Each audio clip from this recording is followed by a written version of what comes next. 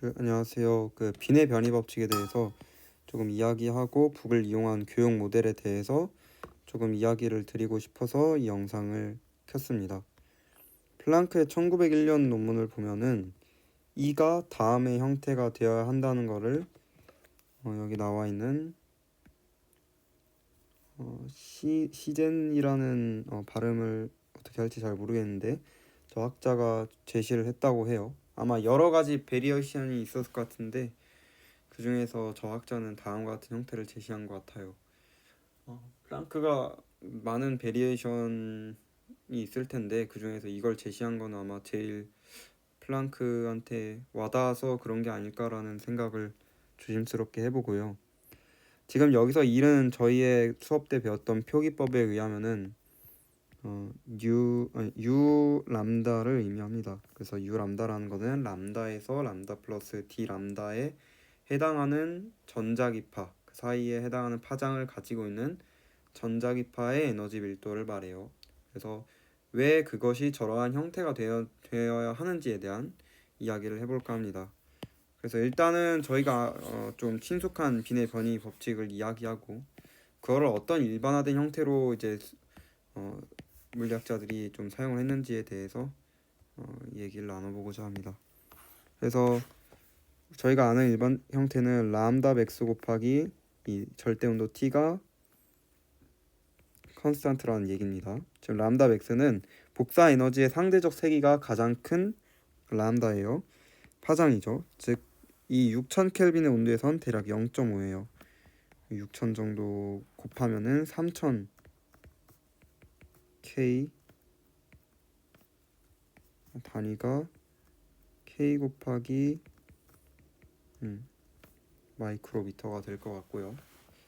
5000K인 경우에는 그러면 5분의 3이어야 되겠죠. 0.6 정도 되어야 하는 것인데 0.6 대략 되어 보이는 것 같아요.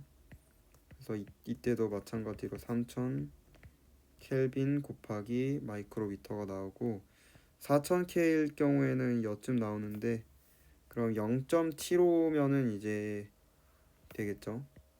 대략 0.75가 그리고 실제로 되어 보이기도 하고요. 만약 3000 켈빈인 경우에는 그럼 그 람다 맥스가 1이 나와야 되는데 1이 되는 것 같죠. 그래서 이때도 뭔가 성립하는 것 같아요.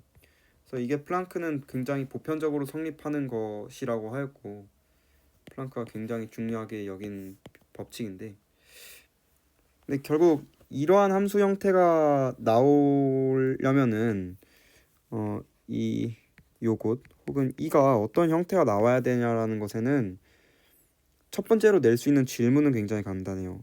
그러니까 이 질문에 대한 답은 굉장히 내는 게 간단한데 잠정적으로 일단 이렇게 해보는 게 가장 그럴듯하다는 생각이 들어요.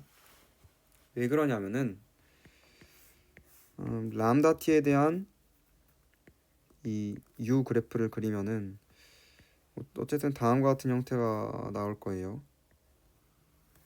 예. 그래서 사실 람다 t에 대한 함수 거기 때문에 t가 3000이든 t가 3000 켈빈이든 1500 켈빈이든 뭐 t가 6000 켈빈이든 어쨌든 이 람다 t에 대한 함수기 때문에 람다 t가 예를 들면 여기 그 값을 1에서 2에서 가진다고 합시다. 그럼 람다 t가 2인 곳에서 항상 그 값을 가지는 거예요. 그러면은 뭐 이거면은 람다 맥스가 자연스럽게 당연히 2분의 1, 람다 맥스가 1, 람다 맥스가 2분의 1이 아니라 2가 당연히 되겠죠. 그래서 이런 식으로 뭔가 생각을 하면 굉장히 자연스러운데 저희가 사실 궁금한 거는 t를 고정을 하고 람다에 대한 함수로서 이 u를 대하고 싶은 거거든요. 그래서 만약 람다로 했다라고 하면은 어떻게 되는지 알아보면은 지금 뭔가 이런 사실로부터 생각을 한다면은 t가 6000일 때는 이런 식으로 나올 거예요. 그리고 굉장히 온도가 높네요. 그래서 이런 식으로 가지고 2분의 1에서 그 값을 가지고 그리고 3000일 때는 이런 식이고, 이땐 1에서 가질 거고, 이때는 만약에 이걸 쓰면서 할게요. 6000 켈빈, 3000 켈빈, 그리고 1500 켈빈 일 때 다음과 같은데, 그랬을 때는 2라는 값에서 그 값을 가질 것이고요. 이랬을 때 꽤나 뭐 이 적어도 이 좁은 의미에서의 비네베어디 법칙은 굉장히 잘 만족함을 보일 수가 있어요. 그런데 이 에너지 밀도가 사실은 T의 4제곱에 비례해야 합니다. 근데 이렇게 되면은 누가 봐도 에너지가 높으면 높을수록 오히려, 그러니까 에너지가 아니라 온도가 높으면은 그래프의 넓이가 곧 이게 비례하는 게 아니라 이거를 적분한 거라고 해야겠죠. 이거를 적분한 게 T의 4제곱에 비례해야 합니다. 그러나 온도가 커지면 커질수록 그래프의 넓이는 지금 작아지는 추세죠. 이렇게 확인을 해보면은 그래서 뭔가 이상하다는 걸 느낄 수 있어요. 그래서 이걸 좀 살펴보면은 일단은 이 상황이랑 정확히 똑같은 거거든요. 예. 그러니까 만약에 뭐 적당히 서프레스 되고 뭔가 극값을 가지는 함수라고 합시다. 그래서 지금은 3에서 제가 극값을 가지게 설정을 3에서 극값이 아닌가? 뭔가 오류 같은데 3에서 극값을 가져야 될 것 같은데 x 세제곱 마이너스 3에서 극값을 가져야 돼요. 실제로 미분을 해보면 뭔가 오류가 있는 것 같아요. 어쨌든 이랬을 때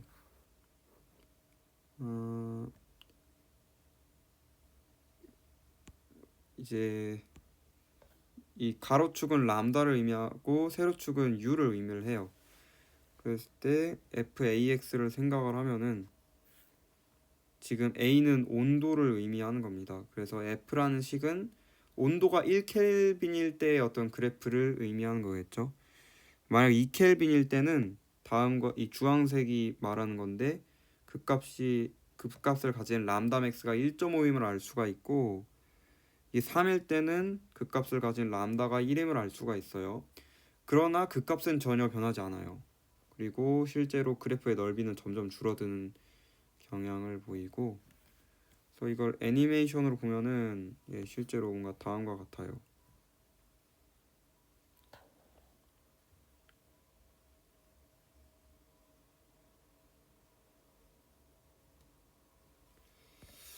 그렇고요. 그래서 무언가 수정이 필요하다는 것을 알 수가 있어요. 그러면은 뭐 가장 쉽게 생각할 수 있는 거는 람다와 t에 대한 함수니까 이 여기 안에 람다 알파 제곱 t 베타 제곱 f 람다 t를 쓰는 게 조금 가장 일반적인 선택지겠죠. 죄송합니다. 그 세타로 적었어야 되는데 t가 익숙해서 계속 t로 적겠습니다. 그러면은 t로 일단 생각을 하면은 일단은 뭔가 이렇게 생각할 수 있을 거예요. t 알파 f 람다 t. 그랬을 때 그러니까 이거를 곱해주는 이유는 일단은 그냥 람다 t에 대한 함수이기만 하면은 뭔가 실험이랑 잘 맞지 않고, 그러니까 슈테판 볼츠만 법칙과 잘 만족하지 않는 데서 이러한 일이 나오고, 이거를 여기 f에 흡수시킬 수 있죠. 그래서 새로운 f를 재정의해서 그거를 f뉴라고 하는데, 그럼 이렇게 쓸 수 있고, 베타 마이너스 알파를 그냥 알파 뉴라고 정의를 합시다. 그리고 뉴를 다 떼가지고 다음과 같이 새롭게 이름을 붙일 수가 있어요. 그러면 이런 식이 되는데 뭐 알파가 1일 때 좀 관찰을 해볼까요? 알파가 1일 때 관찰을 해보면은 미리 만들어 놓았습니다. 지금 알파가 아니라 알파가 1일 때 맞죠? 지금 사실 A의 역할은 X의 역할은 람다고 A의 역할은 절대 온도 T예요. 그리고 F는 그 절대 온도가 1 켈빈일 때를 말하는 것이고, 그래서 여기 T가 앞에 하나 곱해져 있는 HX를 생각을 해봅시다. 그래서 그래프를 마찬가지로 그려보면은 아까 저희가 그린 FAX는 더 이상 그리지 않겠습니다. 그래서 1일 때는 당연히 일치하겠죠. 그리고 X축은 이제 람다인 걸 인지를 하셔야 되고, 그러니까 어차피 T가 뭐 커진다고 하면은 이 극값을 가지는 람다 T는, 그러니까 여전히 람다 맥스 곱하기 T는 일정해요. 그냥 여기에 이제 가중치만 변하는 것이지. 그렇게 되면은 이제 1일 때는 당연히 일치할 것이고, 점점 올라가면 올라갈수록 흑체 복사 그래프에 뭔가 성격을 띠게 되는 것이죠. 그래서 극값은 여기 계속 일치하죠. 1.5. 그러니까 빈의 변이 법칙은 계속 만족함을 알 수가 있어요. 1이고 4일 때는 0.75여야 되겠죠. 0.749로 맞고 5일 때는 0.6이 돼야 합니다. 그래서 뭔가 그 애니메이션을 그리면은 꽤나 흑체 복사 곡선에 굉장히 잘 들어맞음을 알 수가 있습니다. 그러면은 이러한 선택지가 꽤나 좋은 선택지라는 것을 알 수 있을 것이고, 슈테판 볼츠만의 법칙을 만족해야 됩니다. 그러니까 이것을 만족을 해야 된다는 뜻이겠죠. 그렇게 되도록 한번 생각을 해봅시다. 그렇다는 거는 이게 U 람다라 했으니까 적분을 진짜로 해보면은 람다 T D 람다, 그러면 F 람다 T D 람다 T T로 쓸 수 있고, T가 양수기 때문에 적분의 윗끝과 아래끝은 변하지 않겠죠. 다음처럼 쓸 수 있고, T의 알파 마이너스 1, 지금 T는 상수기 때문에 밖으로 빼주고 이렇게 쓸 수 있고, 얘는 어떤 적분값이기 때문에 어떤 적분값 A가 나옵니다. 그러면은 슈테판 볼츠만의 법칙을 만족하기 위해서는 알파가 5라는 사실을 알 수가 있어요. 즉 이게 여기서 나오는 그 버전이랑 정확히 일치한다는 것이죠. 그래서 우리가 찾으려는 건 알파가 1인 것이 아니라 알파가 5인 상황이에요. 그러니까 A가 5인 상황인 거죠. 그래서 뭐 적당히 잘 쭉쭉쭉 아주 커지는데 뭐 잘 맞는 것 같아요. 2배 차이가 나도 이렇게 상대적 세기가 굉장히 많이 차이 나는데 아무튼 많이 차이 남을 알 수가 있고, 이러한 방식으로 뭔가 스케일을 다르게 하는 방식, 그것을 통해서 저희가 뭔가 이해를 할 수 있어요, 이 식을. 그래서 좀 불편함이 해결됐으면 좋겠고요. 그리고 그 다음은 제가 생각한 교육 모델, 뭐 북 모델이라고 할 수도 있겠고 소리 모델이라고도 할 수 있겠는데, 제가 생각하기엔 여러 한계점이 많은 것 같은데, 일단은 어떻게 잘 설명을 해볼게요. 간략하게만 설명을 하면은 뭐 이 매질에서 그 얘의 속도가 뭐 V라고 하고요. 음속 VS. 소리 모델인데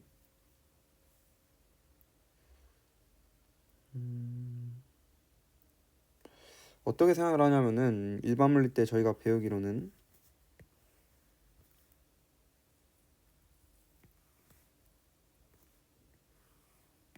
이제 소리를 이렇게 지르면은 열로 이제 뭐 소리가 이런 파와 그 반사파 소리를 계속 질러주면은 반사파가 다음과 같이 형성이 되는데 이걸 마치 움직이는 것처럼 생각하시면 안 되고 어쨌든 뭐 저런 그림을 봤을 거예요. 그래서 이 두 개가 이제 정상파를 이뤄서 뭐 보통 이렇게 제가 막 뭐 맞게 설명하고 있는지 모르겠는데 이거를 좀 까먹어가지고 그래가지고 그러니까 결국 반사파와 입사파가 만나면은 정상파가 된다는 것을 일반 물리 시간에 배우죠. 근데 중요한 점은 여기는 이제 입자들이 이동을 할 수 없기 때문에 여기서 이제 진폭이 0이란 말이에요. 파동이. 여기서 좀 정상파라는 점에서 이 소리 모델의 힌트를 얻었던 것 같아요. 그래서 이 여기서도 지금은 그 가둬져 있는 상황이니까 어떻게 잘 묘사를 하면은 예, 요렇게 되어 있는 상황이겠죠. 그러니까 여기에 물론 구멍은 하나를 흑체 복사 때처럼 뚫어야 될 거예요. 하지만 그게 굉장히 어차피 뭐 작기 때문에 뭐 여기 안에 있는 대부분의 파동은 다음과 같이 이제 경계에서는 진폭이 0이어야 한다는 조건을 만족을 할 거고요. 그래서 예, 뭐 빛이랑 완전히 똑같은 거죠. 빛으로 이제 이런 것을 했을 때랑. 그래서 어쨌든 그 구조 자체가 똑같기 때문에 8파이 f 제곱 그리고 이 소리의 세제곱이랑 그 얘도 모드가 있을 텐데 그 모드의 평균 에너지 그리고 뭐 이런 식으로 뭔가 에너지 밀도 같은 게 있을 거라고 생각을 했어요.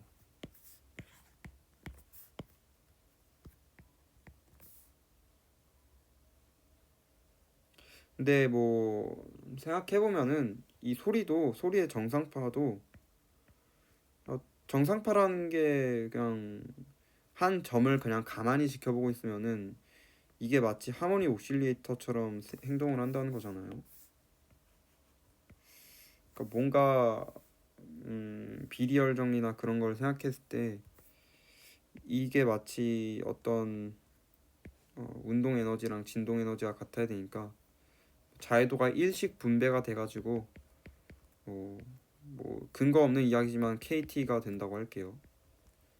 그래서 한 모드당 평균 에너지가 저기서 KT가 됨을 알 수가 있어요. 그래서 얻는 결론은 어쨌든 여기서도 자외선 파탄과 비슷한 고음 파탄이 일어난다는 것을 얻을 수가 있고요.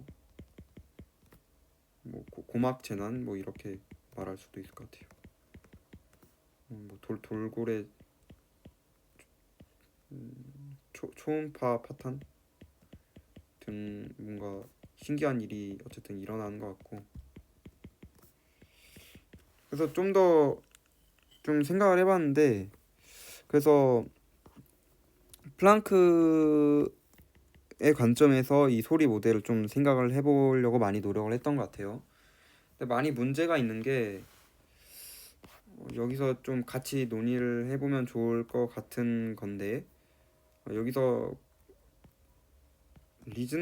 레조네이터가 뭔지 명확하지 않아요. 첫 번째로 만약 플랑크의 생각을 따를 때 그리고 이건 이론적인 모델이지 이걸 실험으로 이제 만들어야 되잖아요.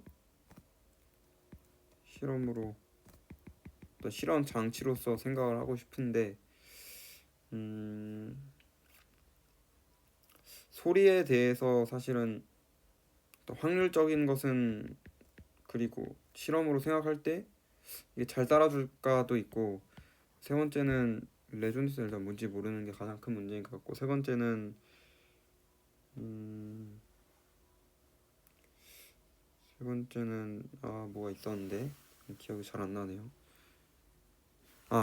그 엔트로피라는 게 결국 어떤 결정론적인 어떤 상황에서는 얻을 수 없는 것인데, 결정론적이면 안 되고 뭔가 비결정론적이어야 해요. 그래서 좀 제가 생각한 거는 사실은 저기서 좀 더 뭔가 발전을 해가지고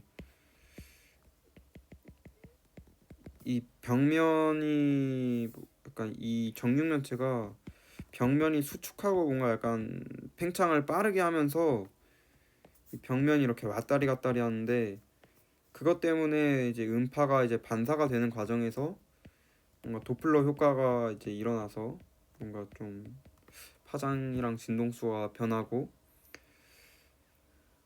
파장이랑 진동수가 변화하면서, 근데 이제 이 벽이 움직이는 것 자체를 만약에 랜덤하게 하자. 그러니까 결국 비결정론적이게 해주는 요소가 좀 위에는 없었던 것 같고, 그거를 이제 벽의 어떤 진동으로서 만들면은 레조네이터를 벽 자체로 여길 수 있거든요. 그러니까 벽과 그 음파가 상호작용을 하는 것이죠.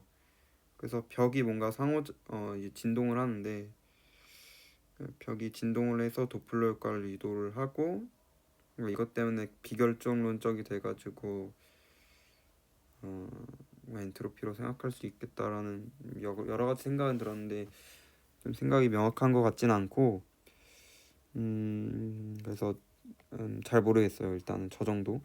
그래서 레조네이터는 어떤 벽의 진동으로 생각할 수 있을 것 같고, 완벽한 에널로지는 아니지만 아무튼 그런 생각을 조금 해봤습니다. 그래서 어디서든 같이 이거에 대해서 이야기할 수 하면은 좋을 것 같습니다. 네, 영상 시청해 주셔서 감사합니다.